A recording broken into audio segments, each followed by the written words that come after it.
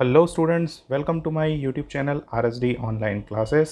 आप लोगों के लिए आज मैं लेकर के आया हूँ जो हमारे क्लास 12 के कक्षा 12वीं के जो पाक्षिक मूल्यांकन चल रहे हैं, उन पाक्षिक मूल्यांकन में जो थर्ड फोर्थ नाइटली टेस्ट है, यानी इंग्लिश का जो आपका असाइनमेंट है मंथ सितंबर का फर्स्ट जो असाइनमेंट है उसका सोल्यूशन। तो आइए बिना देरी किए शुरू करते हैं। देख सकते हैं आप लोग third fortnightly question paper 2021 English core class 12th। Time allowed 2 hours, maximum marks 30।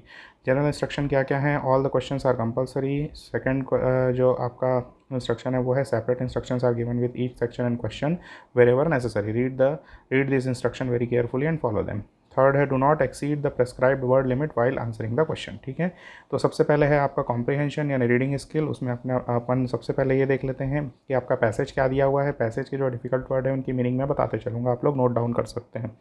तो क्या है पैसेज?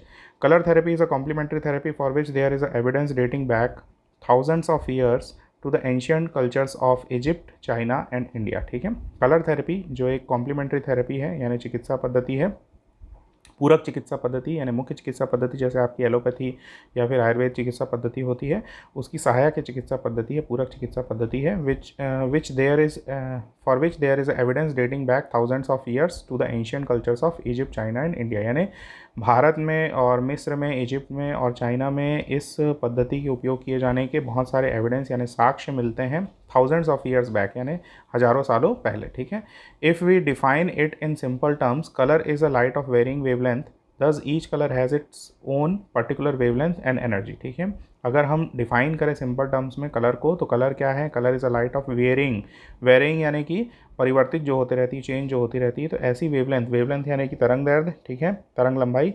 तो परिवर्तित होने वाली तरंग लंबाइयों की जो प्रकाश है, प्रकाश को ही हम क्या बोल देते हैं?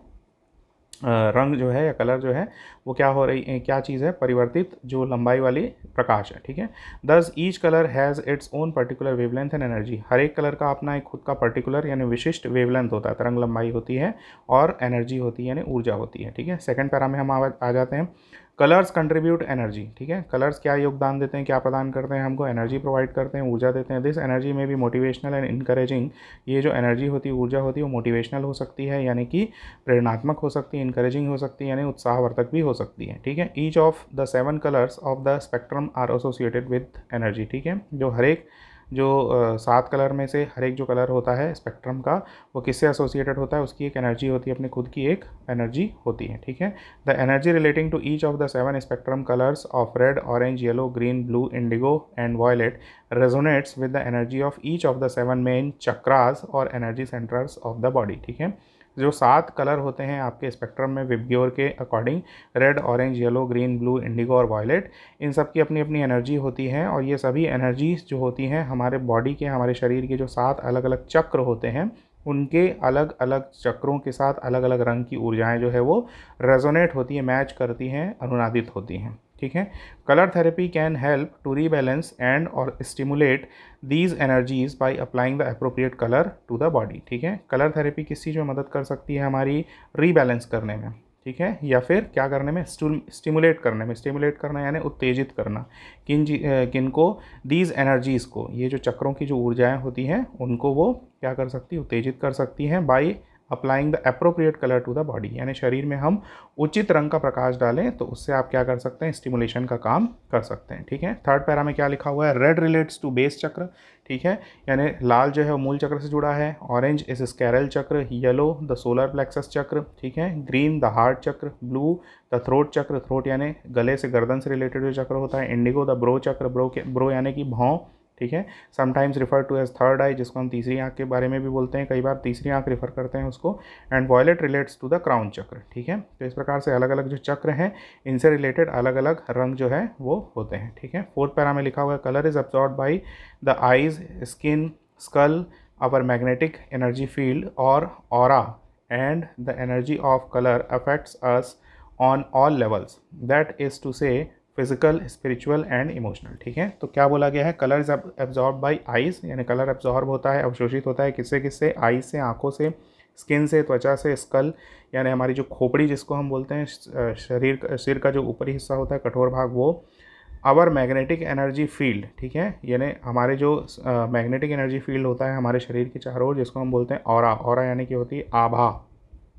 And the energy of colour affects us on all levels, यानी जो एनर्जी होती है कलर की वो हमको हर एक स्तर पर प्रभावित करती है। कैसे? अलग अलग स्तर पर, दैट इज़ टू से फिजिकल, स्पिरिचुअल एंड इमोशनल, यानी हमको फिजिकल लेवल पर, शारीरिक स्तर पर, स्पिरिचुअल लेवल पर, आत्मिक स्तर पर और इमोशनल लेवल पर यानी कि मानसिक स्तर पर हमको प्रभावित करती है, ठीक है। Every cell in the body needs light energy, ठीक है, हर एक जो सेल होता है बॉडी में, हर एक कोशिका जो होती है उसको लाइट एनर्जी की आवश्यकता होती है, प्रकाश ऊर्जा की आवश्यकता होती है। This colour energy has wide spread effects on the whole body, ठीक है, यानी जो रंग, जो ऊर्जा है या कलर ऊर्जा जो है, कलर एनर्जी जो है, उसका एक वाइड स्प्रेड यानी कि व्यापक असर होता है हमारे पूरे शरीर पर, ठीक है। There are many different ways of giving colour including solarised water, light boxes और lamps with colour filters, colour silks and hands on healing using colour, ठीक है, यानी बहुत सारे तरीके हैं कलर देने के, कैसे, जिसमें क्या क्या शामिल हैं। सोलराइज्ड वाटर है यानी सौरकृत जो आपका जल है वो, लाइट बॉक्सेस, प्रकाश बॉक्स या फिर प्रकाश लैम्प, या फिर विथ कलर फिल्टर्स जिनमें अलग अलग रंग के कलर फिल्टर्स लगे रहते हैं, कलर सिल्क्स होते हैं, hands on healing using colour, यानी हाथों में भी अलग अलग रंग लगा करके उससे भी हम हीलिंग का काम कर सकते हैं कलर थेरेपी के थ्रू, ठीक है। फिफ्थ पैरा में लिखा हुआ है colour therapy can be shown to help on physical level which is perhaps easier to quantify, ठीक है। कलर थेरेपी क्या है? Can be shown to help on a physical level, ठीक है, यानी कलर थेरेपी से आप किसको क्या कर सकते हो, फिजिकल लेवल पर भी आप, मतलब कलर थेरेपी के थ्रू फिजिकल लेवल पर भी हेल्प किया जा सकता है, which is perhaps easier to quantify, ठीक है, जो कि ज़्यादा आसान है क्या करना, उसको क्वान्टिफाई करना यानी कि ज़्यादा आसान है उसको करना, मतलब उसको कंप्लीट करना, ठीक है। However there are deeper issues around the colours on the psychological and spiritual levels, ठीक है, मतलब इसके अलावा, शारीरिक के अलावा यानी फिजिकल लेवल के अलावा, जो साइकोलॉजिकल लेवल है यानी मनोवैज्ञानिक स्तर है, और स्पिरिचुअल लेवल जो आत्मिक स्तर है, वहाँ पर भी जो कलर थेरेपी है उसका एक डीप प्रभाव पड़ता है, यानी कि गहरा प्रभाव पड़ता है, ठीक है। Our well being is not of course purely physical issue, ठीक है, मतलब हमारा जो अच्छा रहना या स्वस्थ रहना केवल शारीरिक जो स्वस्थता है उसी से संबंधित नहीं है, हमारी मनोवैज्ञानिक स्वस्थता और आत्मिक स्वस्थता से भी संबंधित है, ठीक है। Fortunately many more practitioners both orthodox and complementary are now treating patients in a holistic manner, ठीक है, यानी सौभाग्य से बहुत सारे जो प्रैक्टिशनर्स हैं यानी जो चिकित्सक हैं वो क्या कर रहे हैं, बोथ ऑर्थोडॉक्स एंड कॉम्प्लीमेंट्री, यानी जो मुख्य चिकित्सा पद्धति के चिकित्सक हैं, ठीक है, और जो पूरक चिकित्सा पद्धति के चिकित्सक हैं, are now treating patients in holistic manner, यानी जो पेशेंट्स हैं उनकी ट्रीटमेंट वो कैसे कर रहे हैं, होलिस्टिक मैनर में। होलिस्टिक मतलब समग्र रूप में, केवल एक ही चिकित्सा पद्धति पर नहीं चल रहे हैं, जिससे भी जो पेशेंट है उसको फ़ायदा हो सके, ऐसी चिकित्सा पद्धति, चाहे वो मुख्य चिकित्सा पद्धति हो चाहे सहायक चिकित्सा पद्धति, दोनों को लेकर के वो समग्र रूप से चिकित्सा कर रहे हैं, ठीक है। नेक्स्ट पैरा बोलता है colour therapy is totally holistic and non invasive therapy, ठीक है, कलर थेरेपी क्या है, एक टोटली होलिस्टिक यानी समग्र चिकित्सा पद्धति है, and non invasive therapy, non invasive therapy यानी कि गैर आक्रामक मतलब इसमें ज़्यादा आपके शरीर पर जो है दुष्प्रभाव नहीं पड़ते हैं, ऐसी थेरेपी है। Really colour should be a part of our everyday life, है ना, यानी कि जो कलर होना चाहिए, रंगों को क्या होना चाहिए, हमारे मतलब जो एवरीडे लाइफ है, दैनिक जीवन जो है उसका एक पार्ट होना चाहिए, not just something we experience for an hour और टू विद द थेरेपिस्ट, ठीक है, यानी कि मतलब ऐसा नहीं होना चाहिए कि हम केवल थेरेपिस्ट के पास जा रहे हैं, कलर थेरेपिस्ट के पास, और उसके पास 1-2 घंटे तक के हमने कलर को अनुभव किया या रंगों को अपने मतलब चिकित्सा के लिए बस अनुभव किया, केवल उतना ही नहीं होना चाहिए, बल्कि हमारे दैनिक जीवन का हिस्सा होना चाहिए। अलग अलग टाइम पर, अलग अलग समय पर हमारे जीवन में या हमारे रूटीन में कलर का एक बहुत महत्वपूर्ण स्थान होना चाहिए, ठीक है। Colour is all around us everywhere, मतलब कलर जो है, रंग जो है, हमारे चारों तरफ सभी जगह है।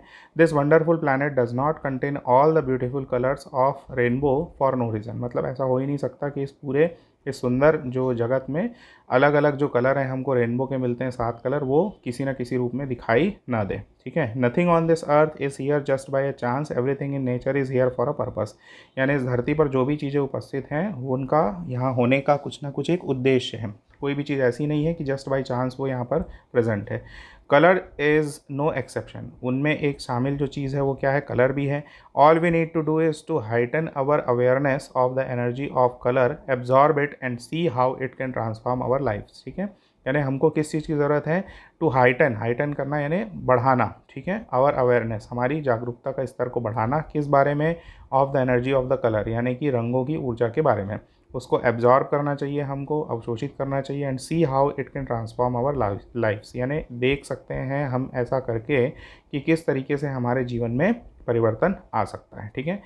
अब क्या दिया हुआ इंस्ट्रक्शन को पढ़ लेते हैं। On the basis of your understanding of the above passage make notes on it using headings and subheadings, use recognisable abbreviations wherever necessary, minimum 4, and a format you consider suitable, also apply an appropriate title to it, ठीक है। यानी 3 चीज़ें इसमें आपको करनी है। सबसे पहले आपने पैसेज को पढ़ लिया है, इसमें पहली लाइन बहुत इंपॉर्टेंट है, on the basis of your understanding. हम जनरली सबसे बड़ी गलती यही करते हैं पैसेज के आंसर्स निकालने में कि पैसेज में जो लिखा रहता है उसको एज इट इज़ हम लिख देते हैं, जो कि बहुत बड़ी गलती है, ठीक है। आपको क्लियरली मेंशन है यहाँ पर कि on the basis of your understanding, यानी आपने जो इस पैसेज को पढ़ करके समझा है उस हिसाब से आप आंसर देंगे, ठीक है।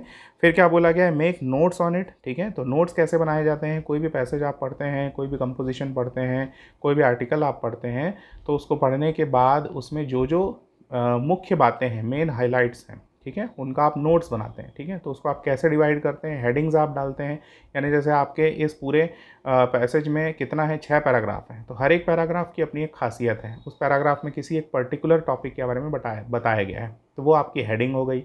फिर उससे रिलेटेड जो सब टॉपिक है या सब हेडिंग है वो आपकी सब हेडिंग हो गई। तो इस तरीके से हम नोट्स बनाते हैं। तो नोट्स को हम इलेबोरेट नहीं करते हैं, फैलाते नहीं है, लंबा चौड़ा नहीं बनाते हैं, शॉर्ट में बनाते हैं, ठीक है। यानी क्या हेडिंग है, यहाँ पर क्या कहा जा रहा है, तो उस मुख्य मेन जो थीम है वो पहले लिखा जाता है, फिर उसकी सब हेडिंग क्या है उसको बाद में लिखा जाता है। तो इस तरीके से हम नोट्स बनाते हैं। तो नोट्स कैसे बनाए जाते हैं इसके ऊपर मैं एक सेपरेट वीडियो बनाऊंगा। आप लोग अगर हमारे चैनल से जुड़े हुए हैं तो आपको इसका जो नोटिफिकेशन है वो मिल जाएगा कि कैसे नोट्स बनाते हैं, इस पर एक सेपरेट वीडियो का, ठीक है। फिर बोला गया है यूज़ रिकॉग्नाइजेबल एब्रीविएशन। एब्रीविएशन होता है शॉर्ट फॉर्म, यानी वर्ड्स को जैसे आप शॉर्ट में बोलते हैं। तो यहाँ पर एब्रीविएशन का एक्चुअल में मीनिंग क्या है, जैसे कि आजकल हम सोशल मीडिया में जो लैंग्वेज वगैरह यूज़ करते हैं, तो लैंग्वेज यूज़ करते टाइम हम क्या बोलते हैं, बहुत शॉर्ट फॉर्म में यूज़ करते हैं। सपोज़ जैसे आपको लिखना है मैसेज, तो मैसेज की स्पेलिंग होती है MASSAGE, ठीक है। हम शॉर्ट फॉर्म में उसको कैसे लिख देते हैं, MSG। तो इसका मीनिंग हमको क्लियर हो जाता है कि क्या लिखा हुआ है, मैसेज लिखा हुआ है। तो इसी को हम बोल रहे हैं यहाँ पर एब्रीविएशंस, यानी कि आपको बोला गया है कि इस पूरे पैसेज में से कम 4 ऐसे वर्ड्स निकालिए और उनका क्या बनाइए, एब्रीविएशन बनाइए, शॉर्ट फॉर्म बनाइए, ठीक है। और उसके बाद क्या बोला गया, also apply an appropriate title to it. आपको एक अप्रोप्रिएट टाइटल देना है इस पूरे पैसेज के लिए, ठीक है। तो हम शुरू करते हैं इसका सोल्यूशन। सबसे पहले मैंने क्या दे दिया है, टाइटल। तो टाइटल को आप देख सकते हैं, ए से हाईलाइटेड किया है मैंने। टाइटल आप अपने हिसाब से भी दे सकते हैं, मुझे जो सुटेबल लगा वो मैंने दिया है। टाइटल होगा the energy of colours lighting the life, यानी रंगों की ऊर्जा जो हमारे लाइफ में क्या कर रही है, प्रकाश भर रही है, ठीक है। फिर नोट्स कैसे बनाए हैं देख सकते हैं आप लोग। फर्स्ट मैंने पूरा पैरा के हिसाब से बना दिया है, 6 पैराग्राफ हैं, 6 पैराग्राफ के हिसाब से बना दिया है। आप चाहें तो एक मेन थीम ले करके उसके सब टॉपिक ले करके भी उसको बना सकते हैं, ठीक है। तो देखिए क्या है, फर्स्ट में मैंने लिया है कलर थेरेपी। फिर 1.1 जो उसका सब हेडिंग है या सब टॉपिक है वो क्या है, कॉम्प्लीमेंट्री थेरेपी। फिर 1.2 में क्या है, evidence of use in ancient culture of Egypt, China and India. फिर थर्ड में क्या है, third sub topic colour is varying wavelength, ठीक है। फिर सेकंड के पैराग्राफ के हिसाब से मैंने क्या बनाया है, सेकंड में मेन जो हेडिंग है वो है एनर्जी ऑफ कलर। 2.1 है energy of colour is motivating and encouraging. 2.2 है कलर स्पेक्ट्रम कंसिस्ट 7 कलर्स। 2.3 है energy of colour stimulates and rebalances the body, ठीक है। फिर थर्ड पैरा के हिसाब से क्या बना हुआ है, different chakras of our body relating to different colours. 3.1 क्या बना है, different colours relates with different chakras of our body. Fourth क्या है heading, effects and ways of colour therapy. तो 4.1 में क्या दिया हुआ है, colour affects us physically, emotionally and spiritually.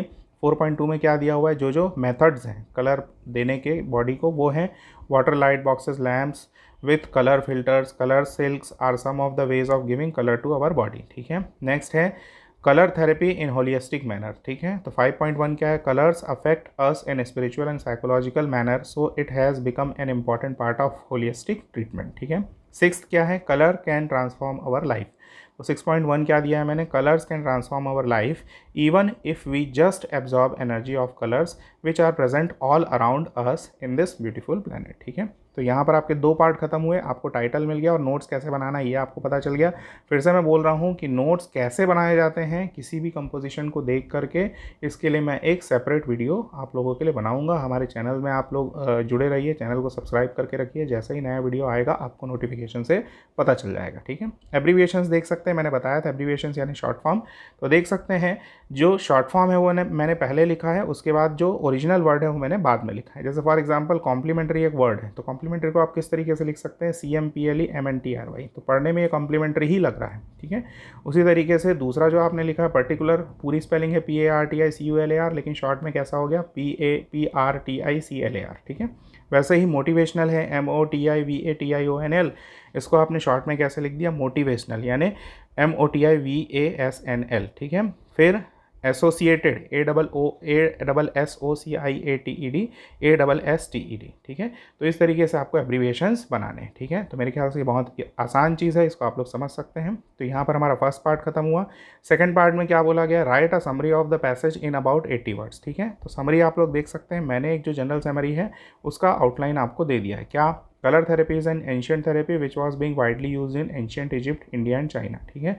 Colour therapy एक बहुत प्राचीन पद्धति थी जिसका व्यापक रूप से यूज़ होता था, इस्तेमाल होता था कहाँ, प्राचीन मिस्र में, भारत में और चाइना में, ठीक है। Energies of 7 colours resonate with different chakras of our body and दस रीबैलेंसेस अवर बॉडी, ठीक है। जो एनर्जीज हैं अलग अलग कलर्स की, 7 कलर्स की, रेजोनेट करती हैं, अनुनादित होती है हमारे शरीर के अलग अलग चक्रों के साथ, ठीक है, ऑफ आवर बॉडी एंड दस रीबैलेंसेस आवर बॉडी, और इस तरीके से हमारे बॉडी को क्या करती हैं, रीबैलेंस करती हैं, पुनर्व्यवस्थित करती हैं, ठीक है।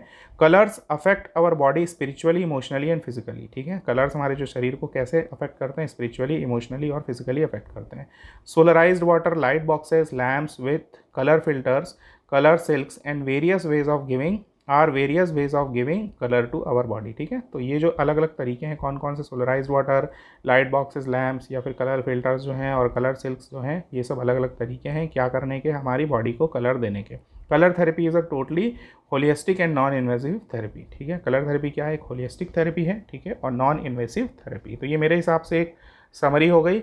आप अपने हिसाब से इसमें और भी ऐड ऑन कर सकते हैं, ठीक है। कट शॉर्ट मत करिएगा क्योंकि फिर ये 80 वर्ड से कम हो जाएगा, ठीक है। Answer the following questions in about 30 to 40 words each. Each question carries 2 marks and there are 2 questions, so total marks will be 4, ठीक है। तो क्वेश्चन नंबर 3 क्या है, how is Mukesh's attitude to his situation different from his family in the lesson lost spring, ठीक है। तो third जो आपका प्रोज का जो सेकंड आपका लेसन है वो कौन सा है, लॉस्ट स्प्रिंग है, ठीक है, जिसमें आपको चाइल्ड स्लेवरी के बारे में बताया गया है, ठीक है। तो उसी पे रिलेटेड ये क्वेश्चन है, 2 कहानियाँ हैं उसमें, एक मुकेश के बारे में, एक साहिब के बारे में, तो आप लोग पढ़ सकते हैं उसको। आंसर क्या होगा यहाँ पर, Mukesh wanted to break the family tradition of bangle making, ठीक है। मुकेश क्या करना चाहता था, जो उसके फैमिली की जो प्रथा चलती आ रही थी बैंगल मेकिंग की, चूड़ियाँ बनाने की, उसको तोड़ना चाहता था वो। He wanted to do something different, वो कुछ अलग करना चाहता था। He wanted to learn car driving, वो कार चलाना सीखना चाहता था। And he was aspiring to become a motor mechanic, और वो क्या बनने की तैयारी कर रहा था, क्या बनना चाह रहा था, motor mechanic. Thus he wanted to be his own master, मतलब ऐसा करके वो अपना खुद का काम करना चाह रहा था, अपना खुद का सब चीज़ करना चाह रहा था, खुद का मालिक बनना चाह रहा था, ठीक है। फिर क्वेश्चन नंबर 4 क्या है, क्वेश्चन नंबर 4 में आप देख सकते हैं what makes the city of Firozabad famous, ठीक है। तो फिरोज़ाबाद जो सिटी उसको फेमस क्या चीज़ बनाती है, तो आंसर है आपका, ये थोड़ा सा हाईलाइटेड नहीं है लेकिन आप लोग मेरे ख्याल से आसानी से पढ़ सकते हैं, ठीक है। The industry of glass and bangle making makes the city of Firozabad famous, ठीक है। जो इंडस्ट्री है किस चीज़ की, ग्लास की, कांच की और बैंगल मेकिंग की, वही हमारे फिरोज़ाबाद सिटी को क्या बनाती, फेमस बनाती, ठीक है। नेक्स्ट है choose the correct option and write, ठीक है। तो क्वेश्चन नंबर 5 क्या कहता है, which of the objects below best serves as symbol of Indian women's सुहाग, ठीक है। तो इसमें देख सकते हैं बिंदी, बैंगल, सिंदूर, ये सारे के सारे जो हैं ये क्या चीज़ हैं, सिंबल है इंडियन वुमेंस के सुहाग के। लेकिन according to this chapter lost spring क्या आएगा यहाँ पर, बैंगल्स आएगा, ठीक है। तो नेक्स्ट आ जाइए, क्वेश्चन नंबर 6 क्या बोलता है, what is the central theme of story lost spring. तो सेंट्रल थीम क्या है, pitiable poor children and their lost childhood. Pitiable यानी जिनके ऊपर दया आती है, गरीब जो बच्चे हैं उनके ऊपर दया है ना, दया का एक रूप दिखाया गया, रूप वर्णित किया गया यहाँ पर। और एंड देयर लॉस्ट चाइल्डहुड, उनका जो बचपन छिन गया है उसके बारे में बताया गया है इस लॉस्ट स्प्रिंग स्टोरी में। तो यही इसका सेंट्रल थीम होगा, ठीक है। क्वेश्चन नंबर 7 में आ जाइए, mention the hazards of working in glass bangles industries as described in the lesson lost spring. ठीक है, ध्यान देंगे, क्वेश्चन 6 मार्क्स का है तो आपको 6 मार्क्स के हिसाब से आंसर लिखना है, शॉर्ट में आंसर नहीं लिखना है। तो क्वेश्चन क्या पूछा गया है कि बेंगल ग्लास मेकिंग इंडस्ट्री या बेंगल इंडस्ट्री में जो लोग वर्क करते हैं, काम करते हैं, तो उसके क्या क्या हजार्डस यानी नुकसानदायक इफेक्ट हो सकते हैं, प्रभाव हो सकते हैं। ठीक है, तो देखिए आंसर क्या है। The workers of bangle industry are compelled to work in human conditions. ठीक है, यानी जो बेंगल इंडस्ट्री में जो काम करते हैं वर्कर्स, मजदूर जो काम करते हैं, वो मजबूर हैं, कंपेल्ड हैं किस में काम करने के लिए, इन ह्यूमन कंडीशन यानी अमानवीय स्थितियों में काम करने के लिए वो मजबूर हैं। कैसे? As they work in front of a hot furnace with high temperatures in dingy cells without air and light. ठीक है, मतलब वो किस तरीके से मजबूर है काम करने के लिए, वो काम करते हैं हॉट फर्नेस यानी कि एकदम गर्म जो भट्टी होती है उसके सामने वो काम करते हैं जिसमें बहुत हाई टेम्परेचर होता है। इन डिंगी सेल्स, डिंगी सेल्स का मतलब यहाँ पर बहुत छोटे छोटे जो कमरे हैं उनको बोला गया dingy cells, without air and light, जहाँ पर पर्याप्त रोशनी भी नहीं होती और पर्याप्त हवा भी नहीं होती है। ठीक है, several generations of many families have been doing this work. ठीक है, यानी कि बहुत सारे परिवारों की बहुत सारी जो पीढ़ियां हैं, बहुत सारे परिवारों की जो कई पीढ़ियां हैं वो इस काम को कर रही हैं। ठीक है, just to earn their basic necessities, क्या करने के लिए, अपनी जो मूलभूत आवश्यकताएं हैं उनकी पूर्ति करने के लिए। ठीक है, and due to poverty children of these families are not even getting basic education and their childhood is also getting ruined। ठीक है, और ड्यू टू पुवर्टी यानी गरीबी की वजह से चिल्ड्रन ऑफ दीज फैमिलीज, इन परिवारों के जो बच्चे हैं, are not even getting basic education, उनको मूल शिक्षा भी प्राप्त नहीं हो पा रही है, and their childhood is also getting ruined. ठीक है, उनका जो बचपन है वो भी क्या हो रहा है, इन्हीं सब कामों में लगे होने की वजह से बर्बाद हो रहा है। ठीक है, many health issues arise with these workers. ठीक है, ठीक है, यानी कि ये जो वर्कर्स हैं उनके साथ बहुत सारे हेल्थ इश्यूज अराइज होते हैं, यानी बहुत इनको हेल्थ प्रॉब्लम रहती है। Among them main problem is getting blind after working in such a subhuman conditions. ठीक है, उसमें जो मुख्य चीज़ है, मुख्य जो प्रॉब्लम है वो क्या है, प्रॉब्लम इज़ गेटिंग ब्लाइंड, यानी वो बहुत समय तक के तेज रोशनी में, ठीक है, और बहुत तेज टेम्परेचर में वो काम करते हैं लगातार बिना किसी प्रोटेक्शन से, तो धीरे धीरे उनकी आँख खराब होती जाती है। ठीक है, आँखों की रोशनी कम होती जाती है, देखने की क्षमता कम होती जाती है, और इस तरीके से वो कुछ समय के पश्चात क्या हो जाते हैं, ब्लाइंड हो जाते हैं, अंधे हो जाते हैं।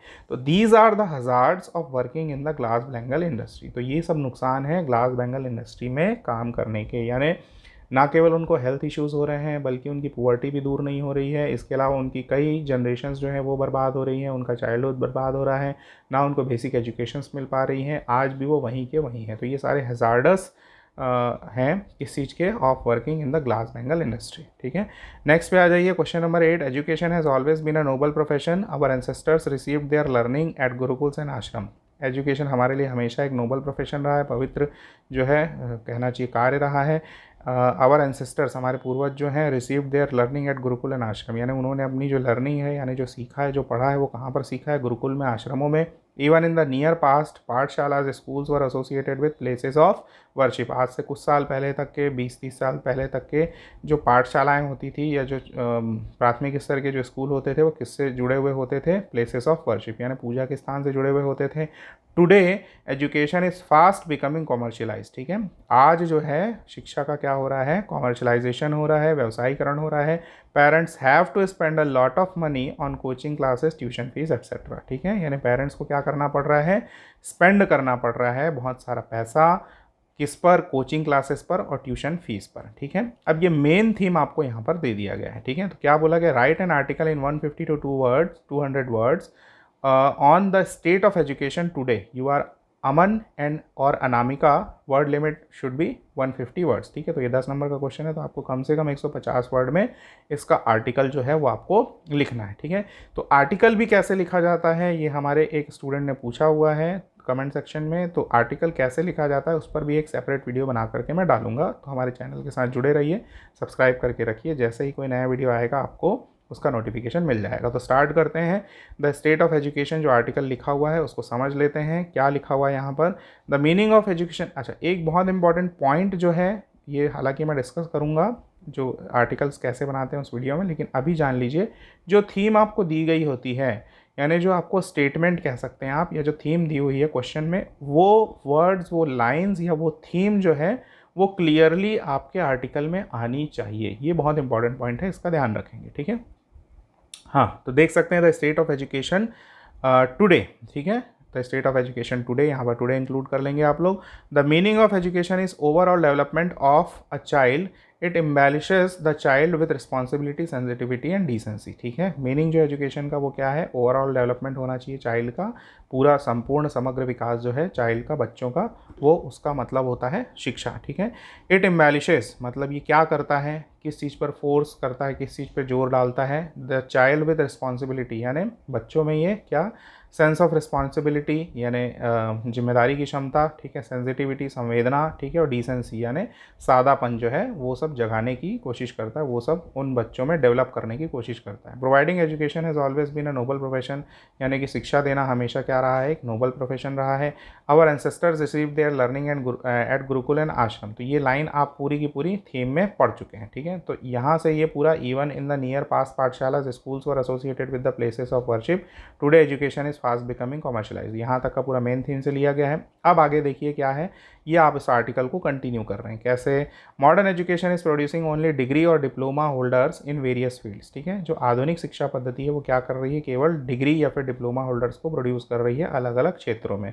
Physical, moral, cultural and spiritual development of students lakhs in the current education system, यानी कि जो फिजिकल है ना, यानी कि शारीरिक जो क्या होना चाहिए, दक्षता बोलना चाहिए, मॉरल यानी नैतिक जो शिक्षा होनी चाहिए, कल्चरल सांस्कृतिक शिक्षा होनी चाहिए, स्पिरिचुअल आत्मिक शिक्षा होनी चाहिए, या इस प्रकार का जो विकास होना चाहिए बच्चों में, स्टूडेंट्स में, विद्यार्थियों में, वो लैकिंग है, यानी ऐसी चीज़ें नहीं हैं अभी जो वर्तमान शिक्षा पद्धति है उसमें। In today's cut throat world everyone is worried about the future security of the their child, ठीक है। आज की जो गला काट जो प्रतिस्पर्धा वाली जो दुनिया है उसमें हर एक व्यक्ति जो है वो अपने बच्चे की फ्यूचर सिक्योरिटी के लिए क्या है, चिंतित है। Every parent want his child to become a doctor, engineer और a successful businessman, and due to weak education system parents are compelled to send their children to coaching centres, ठीक है। हर एक जो पेरेंट है वो क्या चाहता है कि उसका बच्चा क्या बन जाए, डॉक्टर बन जाए, इंजीनियर बन जाए, सक्सेसफुल बिजनेसमैन बन जाए, और क्योंकि हमारा एजुकेशन सिस्टम वीक है इस वजह से पेरेंट्स मजबूर हैं, कंपेल्ड हैं क्या करने के लिए, send their children to coaching center, यानी अपने बच्चों को कहाँ भेजने के लिए, कोचिंग सेंटर भेजने के लिए। Yet these coaching centers guarantee sure success but their only aim is to earn money, हालांकि वो जो कोचिंग सेंटर्स हैं वो क्या गारंटी देते हैं, श्योर सक्सेस की गारंटी देते हैं, लेकिन उनका मुख्य उद्देश्य जो है वो क्या है, पैसा कमाना। Even after completing the coaching many students don't get their dream job, मतलब कोचिंग कंप्लीट करने के बाद भी अपनी ड्रीम जॉब कई बच्चे नहीं पा पाते हैं। In this way both time of student and money of parents get wasted, इस तरीके से क्या होता है, स्टूडेंट का टाइम और पेरेंट्स का पैसा दोनों वेस्ट होता है। So what should be the remedy, यानी इसका उपाय क्या होना चाहिए। तो ये जो इन माई ओपिनियन वर्ड यूज़ हुआ है ये आप लिख रहे हो, और आप कौन हो, आप अमन हो या फिर अर्निका हो, ठीक है। जो भी नाम ऊपर में दिया हुआ है देख सकते हैं आप लोग, अमन या फिर अनामिका, सॉरी। तो आप अमन या अनामिका बन के अपना ओपिनियन दे रहे हैं, तो ज़रूरी नहीं है कि मैंने जो दिया है वही ओपिनियन आप लोग दें, आप अपना ओपिनियन भी इसमें रख सकते हैं, ठीक है। तो in my opinion firstly there should be a drastic change in education system, यानी कि एजुकेशन सिस्टम में एक बहुत तेज़ी से परिवर्तन होना चाहिए, आमूल चूल परिवर्तन जिसको हम बोलते हैं ड्रास्टिक, है ना, बहुत तेज परिवर्तन होना चाहिए। The education system must become accountable for overall development of a child, जो एजुकेशन सिस्टम है उसको क्या बनाया जाना चाहिए, अकाउंटेबल, जिम्मेदार बनाया जाना चाहिए, किसके लिए, ओवरऑल डेवलपमेंट यानी कि कंप्लीट डेवलपमेंट के लिए, किसकी, चिल्ड्रन की यानी बच्चों की, ठीक है। The education must be job oriented as well as a skill developing, ठीक है। मतलब एजुकेशन होनी चाहिए वो कैसी होनी चाहिए, जॉब ओरिएंटेड भी होनी चाहिए, और दूसरी तरीके से ये स्किल डेवलपमेंट यानी कि उसमें जो स्किल है बच्चों में, जो टैलेंट है उसको भी डेवलप करने वाली होनी चाहिए। If the education provided by our educational institution is in such a manner that students get everything there, then there will be no need of coaching centres, ठीक है। अगर जो हमारे जो एजुकेशन प्रोवाइड की जा रही है कहाँ पर, एजुकेशनल इंस्टीट्यूट्स में, वो इस तरह से हो कि स्टूडेंट्स गेट एवरीथिंग देयर, यानी बच्चों को सब चीज़ वहाँ पर मिले, then there will be no need of coaching center, coaching center की ज़रूरत ही नहीं पड़ेगी। Thus commercialization of education can be decrease, इस तरीके से क्या किया जा सकता है, एजुकेशन का जो कमर्शलाइजेशन है वो क्या किया जा सकता है, कम किया जा सकता है। तो with this we come to the end of this solution. Assignment solution, ठीक है। और वंस अगेन आप लोग यदि हमारे चैनल में नए हैं तो प्लीज़ चैनल को हमारे सब्सक्राइब करिए और जुड़े रहिए हमारे चैनल्स के साथ। आप लोगों का जो सब्सक्रिप्शन है, ज़्यादा से ज़्यादा सब्सक्रिप्शन जो हमको मिलेगा वही हमको मोटिवेशन देने का काम करता है। हम आपके लिए और नए नए वीडियोस अलग अलग टॉपिक्स पे लाते रहेंगे। जैसा कि हमारे एक स्टूडेंट ने मांगा है कि आर्टिकल्स कैसे बनाएं, तो उस पर बहुत जल्दी मैं एक वीडियो डालने वाला हूं। अगर आप नोटिफिकेशंस ऑन रखेंगे, सब्सक्राइब करके रखेंगे तो आपको तुरंत उसका नोटिफिकेशन मिल जाएगा, आप देख सकते हैं। तो ज़्यादा से ज़्यादा लाइक करिए, हमारे वीडियोस को शेयर करिए आपके फ्रेंड्स के साथ, व्हाट्सएप ग्रुप में, स्कूल्स के ग्रुप में, और हमको लगातार मोटिवेट करते रहिए। तो with this we come to the end of this video. Thank you so much.